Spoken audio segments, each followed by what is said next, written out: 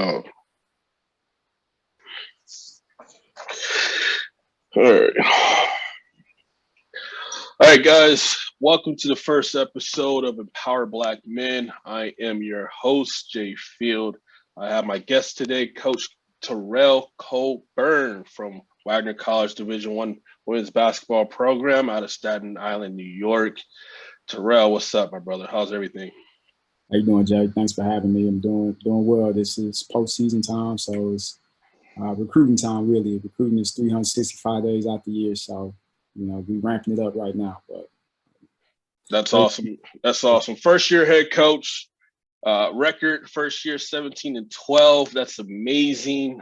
You've been on the grind, man. You've been after it, recruiting players, top level players, Long Island, LIU, Brooklyn, New York. I mean, you've been doing it, man. So you're finally first year head coach. I mean, what is that feeling like for yourself?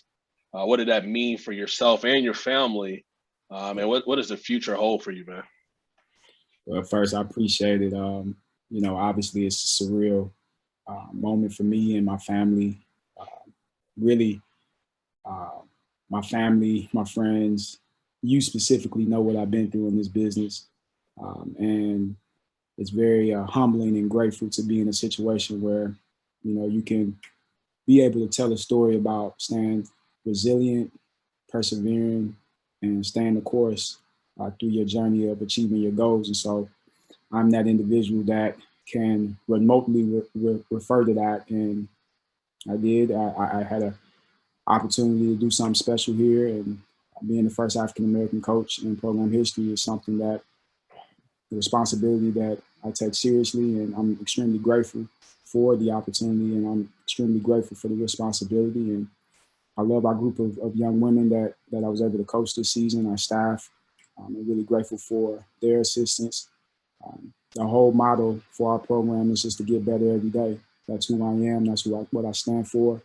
Um, I use this mantra, relentless, for the simple fact that every day that I wake up, I attack every day like it's my last. And so I'm in a positive way. And our program is based on that. And so, this season was a blur, but there's a lot of lessons to be learned through the season. And I'm looking forward to the second season. No, that's amazing. Now, listen, I know that a lot of people don't understand what that means as far as the first African American coach at Wagner College on the women's side. But let me put some emphasis. This is Empower Black Men. He is a Black male. Not only is he the first African American coach on the women's side, but he's the first Black male head coach on the women's side at Wagner College. So that's amazing. That's an empowerment in itself.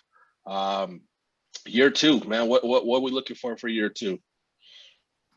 Obviously, we just want to continue to develop our young women and add more to their game.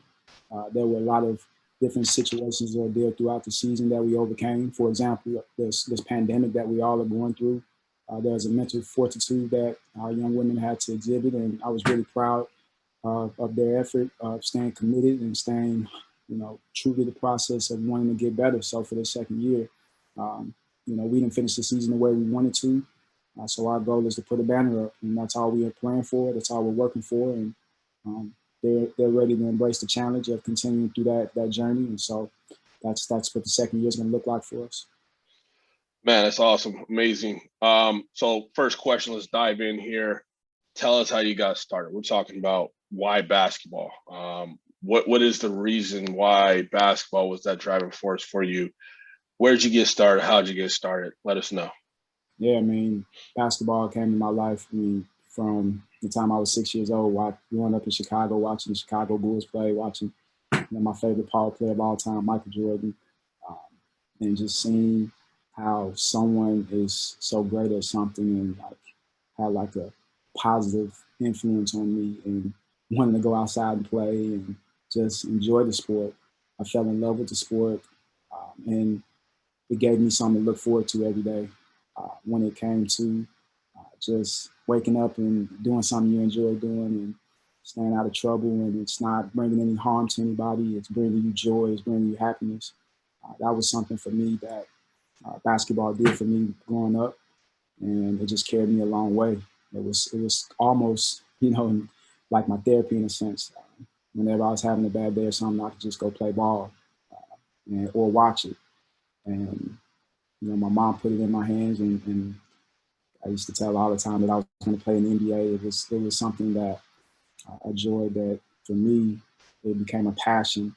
I fell in love with it. And, you know, for me, it just allowed me to grow as a person and what the sport instilled in me based on hard work, commitment, dedication, and wanting to perfect, you know, a craft in a sense.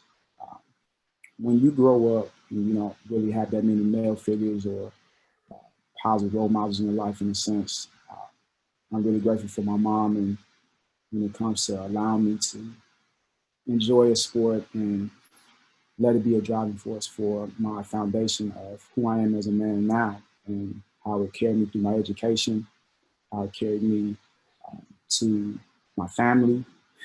Basketball has been a saving grace for me when it comes to those things. So, um, when I went to college in Arkansas and I took a class, I just wanted to indulge in a coaching basketball class, and I remember the professor was one of the assistant coaches, and told me that I had a gift to teach the game.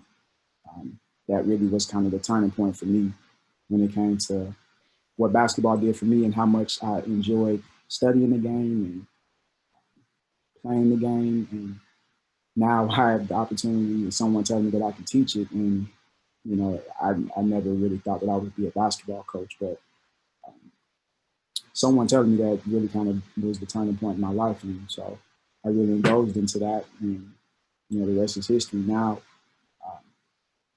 everybody always asks me, like, why women and all this. And so, like, basketball really just, it showed me how much influence it can have in a positive way, and how much of it is a bridge to really get you where you want to get to in life. So um, I just use basketball as a bridge to be of service to individuals in general and helping them achieve their goals and figure out their purpose in life, and using all of the lessons that the game can instill in you to have success for yourself and be that artist of your own life. So I'm grateful for the game for sure.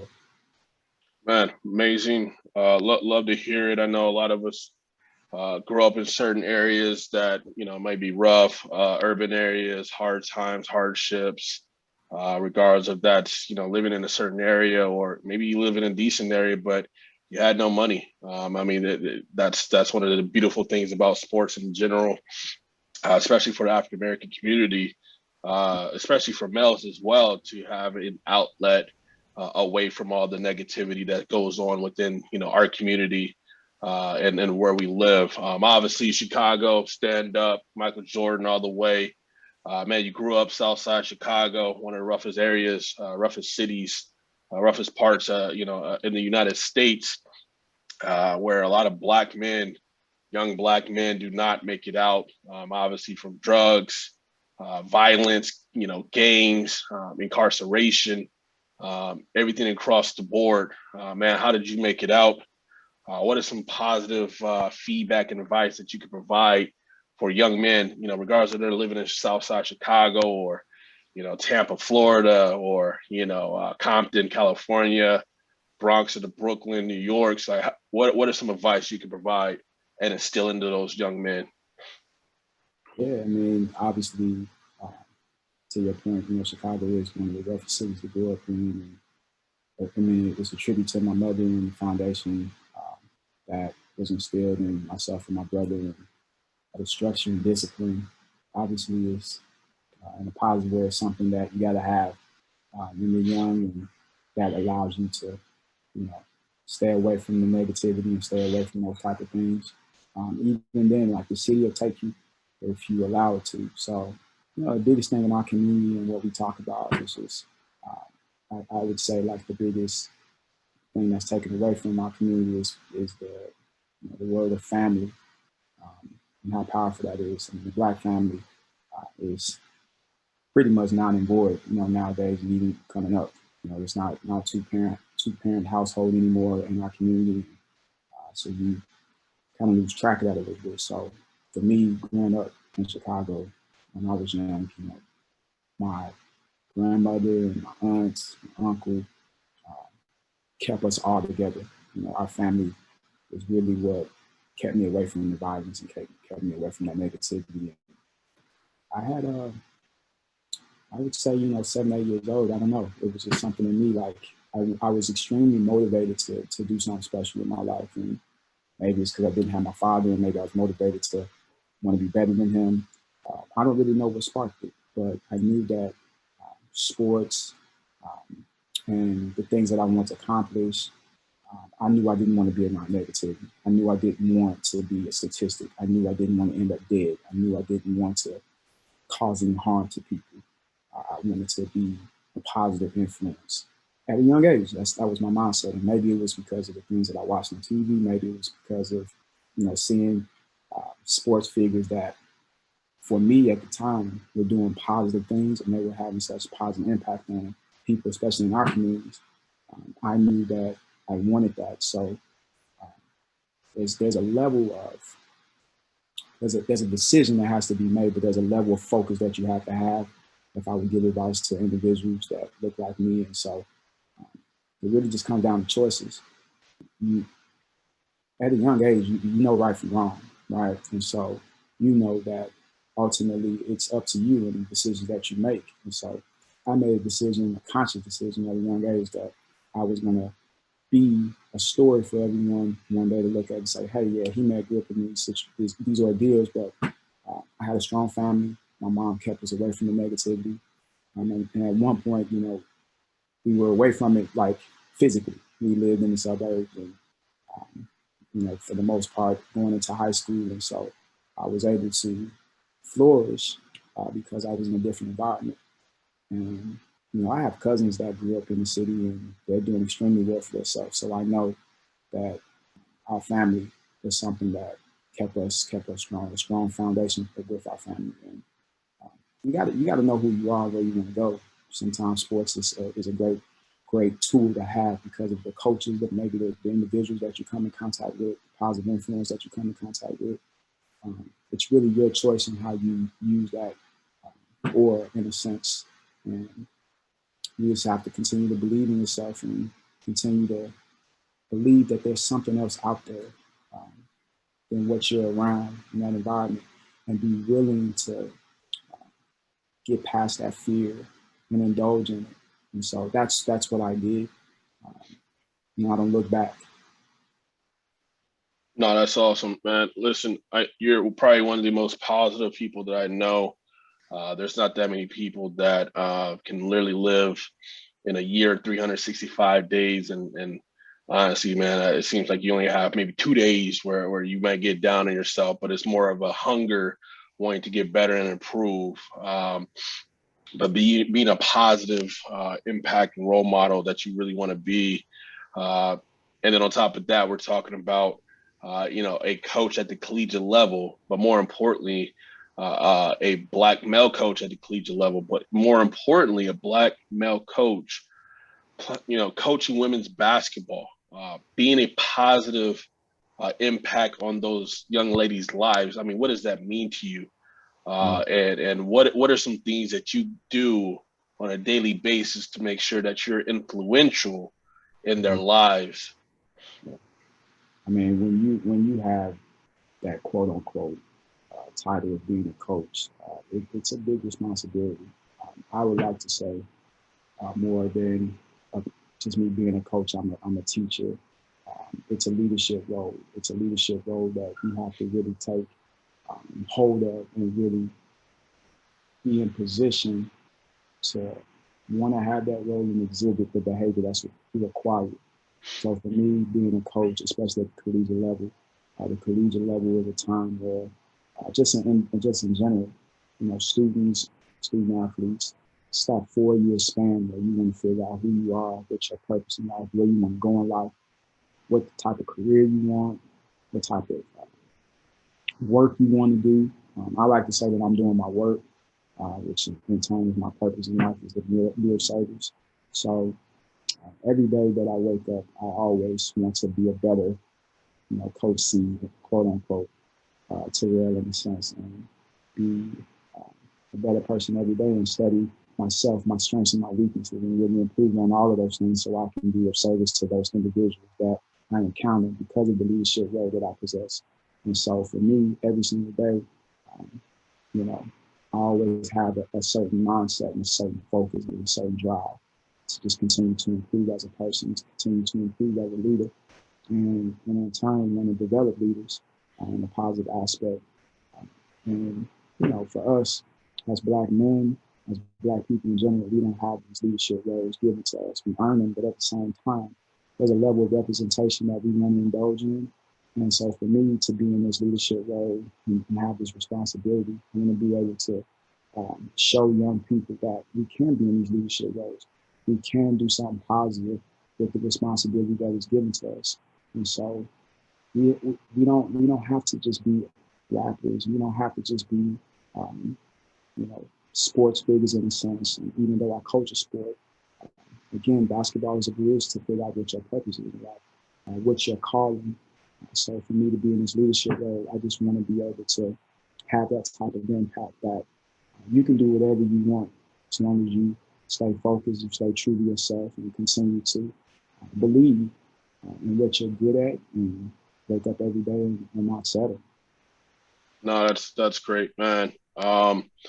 Obviously, we've been talking about just the impact at the collegiate basketball level, in a sense of your players, in a sense of being a coach at that level. But more importantly, man, life is bigger than just coaching basketball.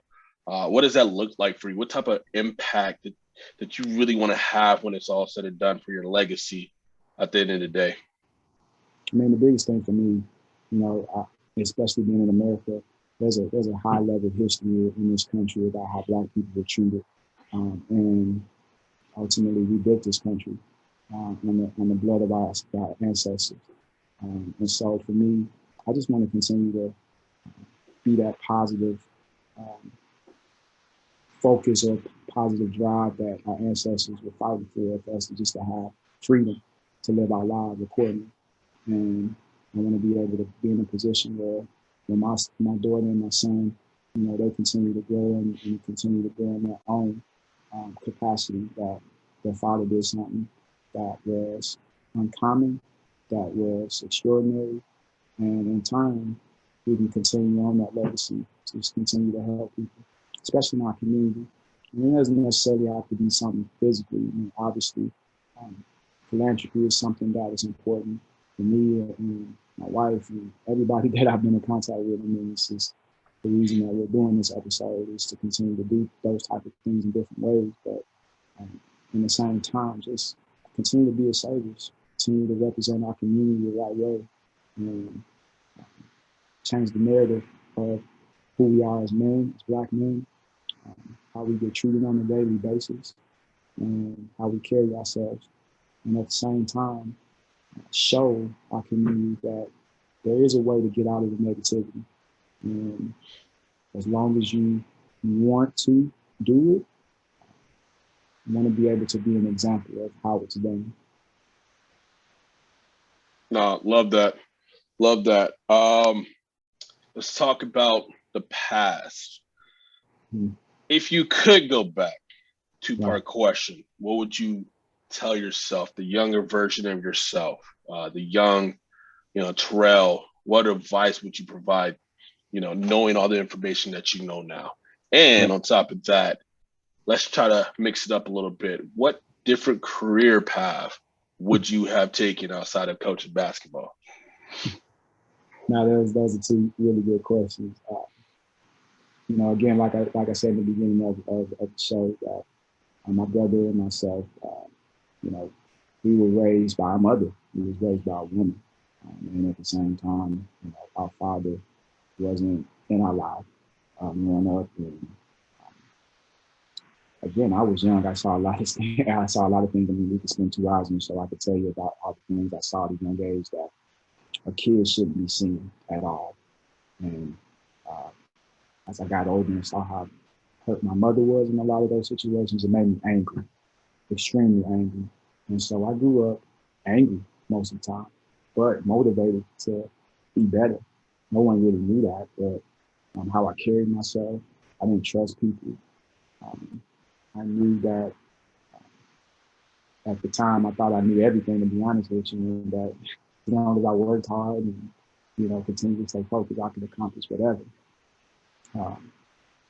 It don't really work that way, to be honest with you. So if I could go back in time, I would just really just indulge in getting to know people more and building relationships with people at a younger age, especially when I was in college.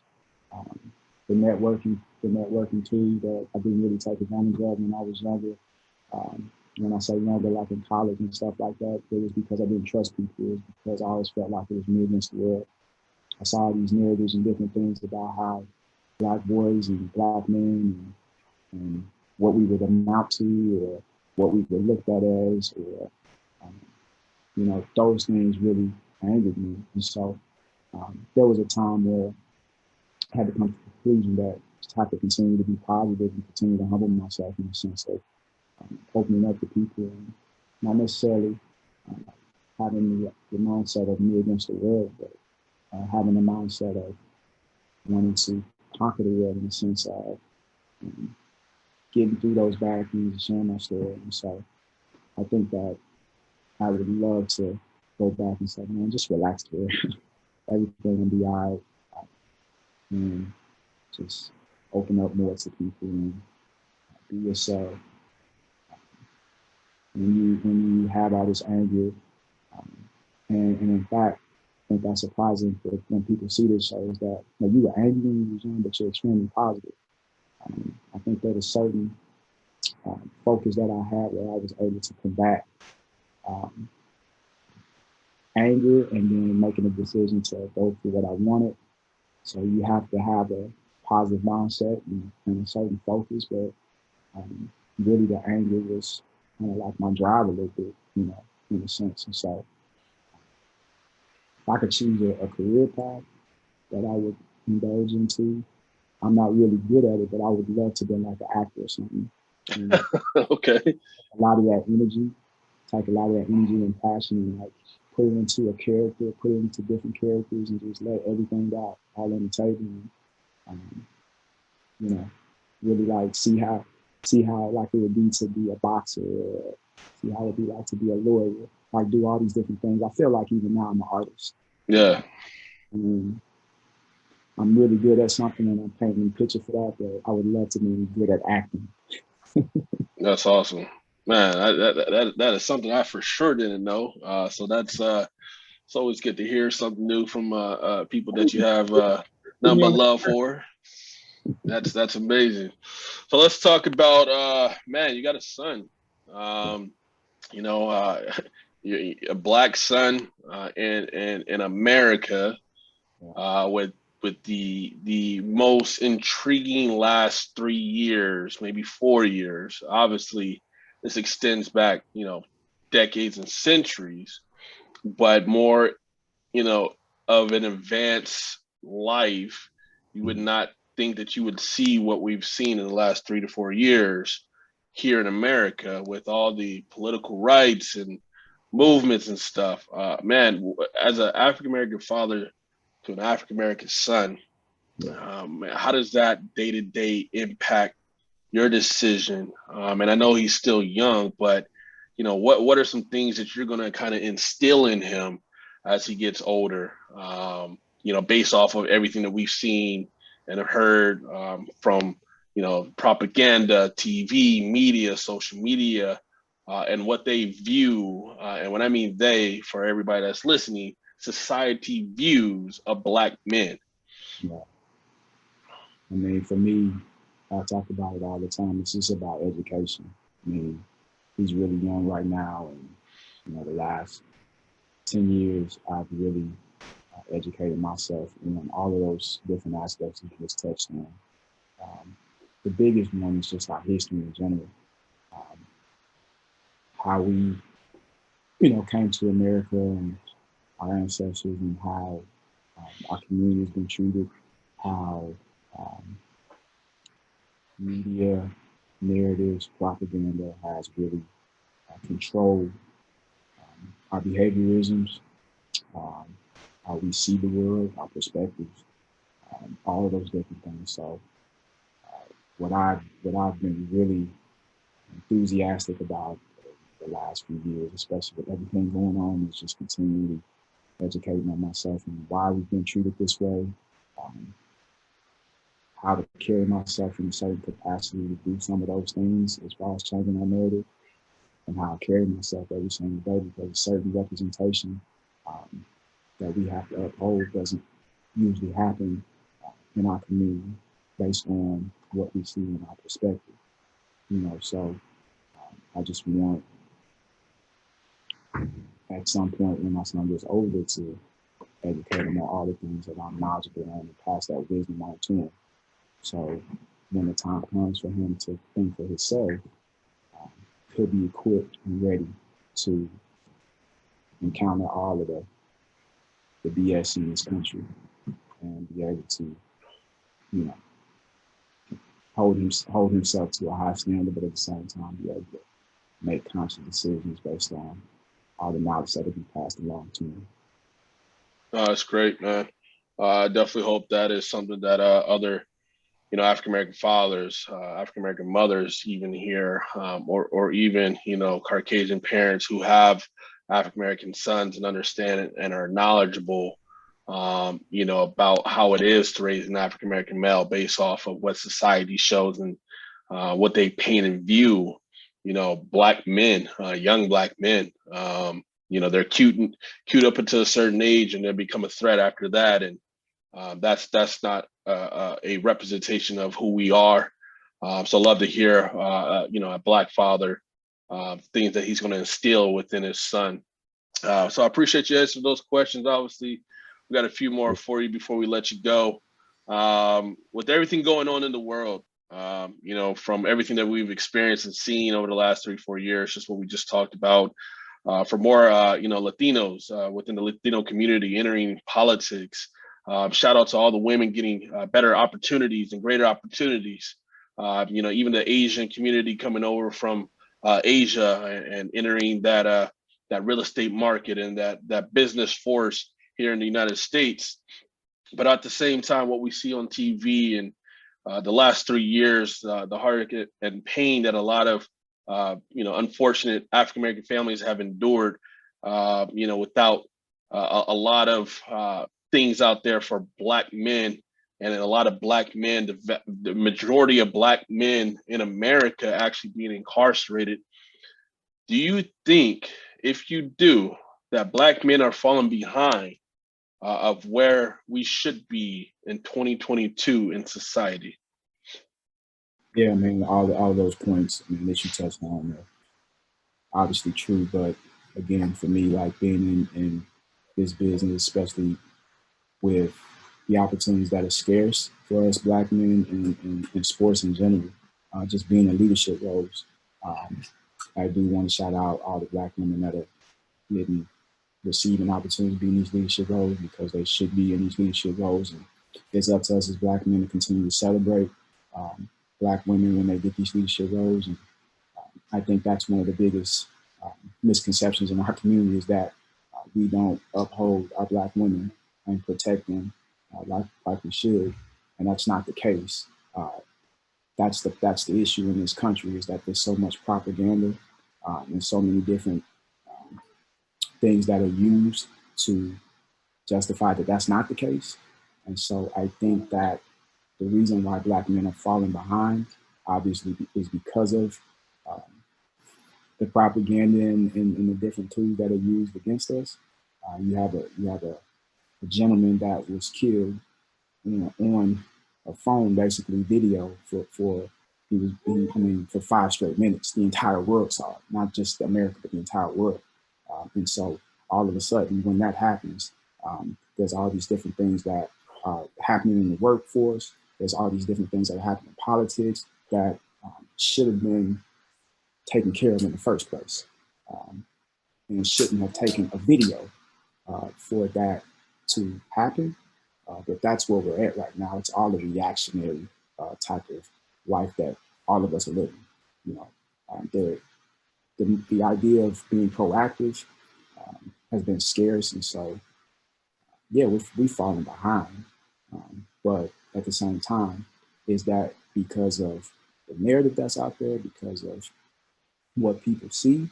And so when people see that and they have a certain perspective, then that's what it is. And unfortunately, it's not the case. I don't feel like we're falling behind. I just feel like we got to catch up. We use these platforms that we're on right now to show that we're not falling behind, that there are strong Black men in our communities, that there are strong Black men in leadership roles, there are strong Black men that take care of their families. And as long as we continue to use these platforms to change the narratives, then we'll never be behind. If anything, we have an opportunity to get ahead. And that's what our ancestors fought for. That's what Martin Luther King Jr. fought for. He's an individual that I use in general, just in his leadership role. We have to continue those things. So I know in my leadership role, that's my responsibility. And in your leadership role, that's your responsibility. So we have an opportunity to change the narrative and change all those different avenues that are better. No, 100% love it. Definitely love to answer in response. According to research from Statista.com, in a 2019 year, there are about 2,000 Black men per 100,000 people in America in state or federal prisons in the United States. But I also want to let you guys know that that does not include county jails or Black men in pretrial confinement. With an understanding from this source, it says 1 of 3 Black men will spend time behind bars compared to 1 in 14 from their counterparts. Man, hearing that stat, that statistic, I mean, what are your feelings, man? Yeah, I mean, it's unfortunate. And just me personally, I think those statistics are not only glaring, but they're pretty dangerous where we're at in our community. Obviously, I would say just from growing up and being in the type of capacity that I was in, when you have strong Black men, positive men in your life, I mean, the sky's the limit. And we have to look at ourselves as kings. And so when we do that, the type of power that we have in a positive way, we can change the world. Again, like I said, when you have a gentleman that was on a video for 5+ minutes, the entire world saw that. And the type of impact that that had on the world, not just this country, but the world, for me, is the reason why these statistics are going. I could go in more detail, but I think we get the picture of that. So for us, we just have to be, we got to be smart. We got to use these platforms to show young Black men that we can be positive, we can be in leadership roles.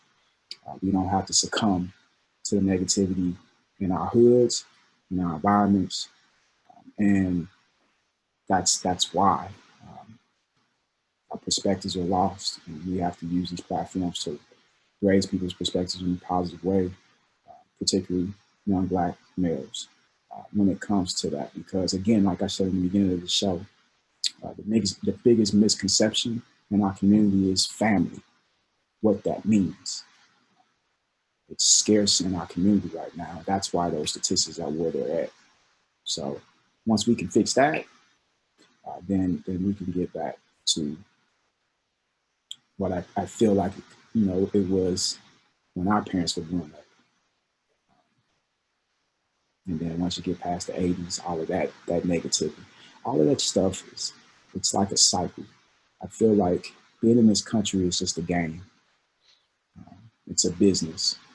It's all economics, everything.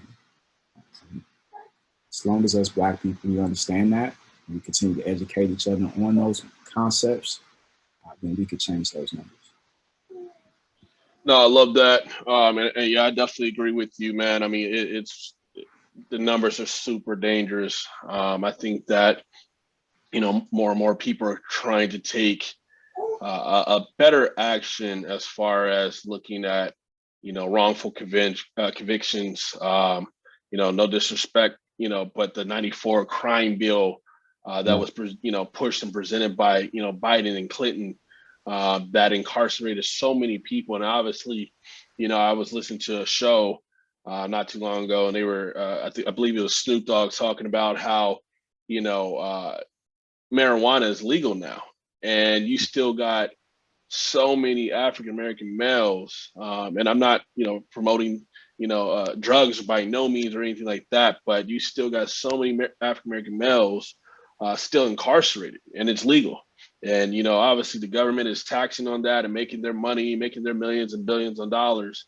But when you're talking about something that Stu Dog mentioned that, like, man, if that was legal back then, you know how many billionaire African American males there would be. But I just referenced that to, you mentioned that it's a game, and it is a game. You got to be able to play the game to almost like a rat race to be successful. But with all that said, everything that we talked about, man, how can we truly get more Black male platforms and focus groups? How can we help with mental health with not only the Black community, but especially with African American males, that I don't think is talked about, because we've always been taught to grow up, don't cry, be tough, don't talk about feelings.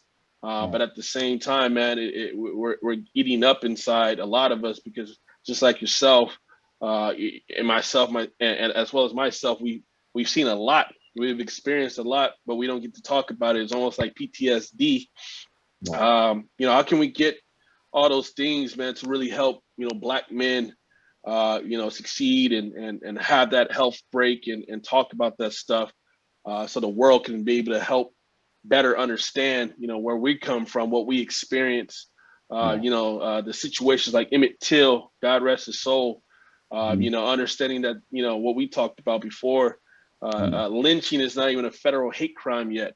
So I mean, what are some ways that you envision, if you could, in a perfect world, to really get the opportunity for Black males to get more notice as far as mental health and improve better platforms? Yeah, I mean, that's a great question. Obviously, um, this platform that we're using right now, this whole organization of Empower Black Men, is an extremely powerful tool to embody in and embrace, to get more Black men that are in high level leadership roles to embark in, to be able to share our stories. I mean, I told you at the beginning of the show how angry I was growing up, because of what I saw. Um, I don't want to go into too much detail, but like when you see your father indulging in drugs, and seeing how much it hurts your family, it makes you angry. Um, that anger drove me to where I'm at right now, but I don't think we have an opportunity sometimes to tell those stories. And so it always takes courage. It always takes a certain type of person to want to be able to go out on a limb and say, you know what, I'm going to make a difference. And sometimes when you have that mindset to want to make a difference, and in turn will give you the opportunity to spark someone else to do the same thing. So for our journey together, man, and these platforms that we're using, I think is an extremely powerful tool to be able to get more Black men that be courageous, to be able to share their story, to be able to come together like we have in certain capacities, and to be able to share our stories with one another, so we can come up with solutions to be able to provide more opportunities for people in our community, for our children that we may have, to be able to have strategies and different things to help one another to go through and learn and cope how to get through certain ordeals, and be stronger and be wiser. The opportunity to be in these leadership roles and then uphold the responsibility that's required, so the rest of the world can be aware of what we go through, is important as well. When you look at certain individuals, whether it's sports, entertainment, a lot of us have used those opportunities to spread awareness. What has really kept us in a box is the propaganda and the narratives that are being used in this. I mean, you can go as deep as commercials, how we're being emasculated, how we're being taken away from our families, all of those different things, man. That's why I said this country's a game. It's our opportunity to play the game and play it the right way. We have to continue to educate ourselves, and we have to continue to use these platforms to educate one another, take each other's ideas and perspectives and put them in a bowl and mix it around and say, hey, we all are educating one another and becoming more wiser. We listen to one another. There's a lot of individuals that didn't have the opportunities that we've had. I have a mentor that is at Wagner. He's a football coach. He's more than a football coach to me. He is extremely powerful person in my life right now. And he's someone that tells me every day that he wants to be like me when he grows up. And he says that to me because he's telling me to keep fighting what he has been fighting for. You know, being in these, you can see it in my son right now. He's listening to me on the show. Love it. He's always told me those things because it's an opportunity for me to continue to build on what he started, or the individuals that Black men that are older now were doing for us to have these opportunities. We have to keep doing that. So as you can hear, my son is on the show. He's going to be able to have that opportunity because we're building right now. So we just got to continue to do these things. We got to continue to educate ourselves. We got to continue to listen. And we do those things and play the game the right way, we're going to be just fine. Last question before we wrap up this show. Anything you can tell the listeners, no matter what gender, no matter what race, about what it is to be a Black empowered man, and any advice you can just tell them in general? The first one is, for me, it's all about your purpose, your calling in life, figuring out what that is. No one can ever tell you what that is, but individuals come in your life for a reason, and you have to be able to use those individuals the right way. It's always got to be a win-win for everyone in the sense of what we get out of our experiences together, what we get out of the opportunity to grow as individuals. And we are all artists, man. And it's important that when you have this life, it's supposed to be great. It's supposed to be a great gift that's been given to you, and you have an opportunity to paint the picture that you want for yourself. And so for me, you have to wake up every day with a grateful mentality, and the mentality of wanting to grow and be a better person and paint the picture that you want for your life. And really embrace the idea of having a vision and seeing that vision and being in a position where you can have that vision come into fruition based on the actions that you exhibit on a daily basis, based on the discipline and focus that you have to make sure that vision comes to fruition for yourself. Every day, man, just be yourself, keep working hard, keep working smart, and stay positive. Man, love it. Love it, man. Look, Coach, I appreciate you hopping on the show, our first episode.